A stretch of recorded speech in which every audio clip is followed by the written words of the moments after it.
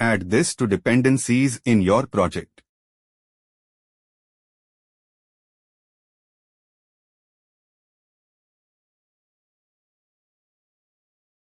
To conduct pagination APIs, create a pagination variable and add PageRequestListener to the init state. Call your APIs or your _fetchPage function from within the listener.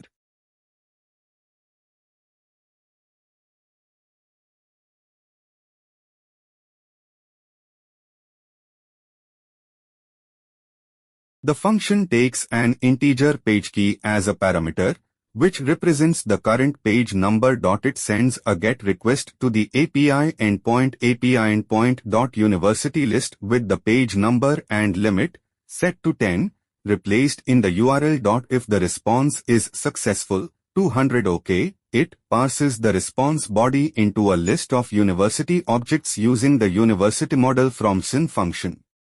Checks if the list is empty.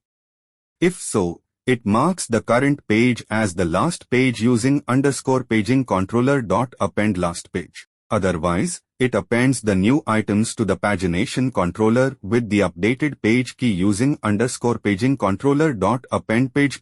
If the response is not successful, it throws an error. The build method returns a scaffold widget with an app bar and a body that contains a refresh indicator and a paged list view. The refresh indicator allows the user to pull down to refresh the list. When the user pulls down, the paged list view is a widget that displays a paginated list of items. It takes a paging controller and a builder delegate as parameters.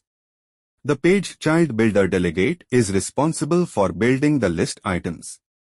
It has several properties: *animate transitions, set to true to enable animations when items are added or removed. *singleTheme builder, a function that builds a single list item. In this case, it returns a list tile with a circle avatar, title, and subtitle displaying the university's alpha to code, name, and domains, respectively. *firstPagerIndicator widget, a function that returns a widget to display when there's an error on the first page. *NotItemsFoundIndicator widget, a function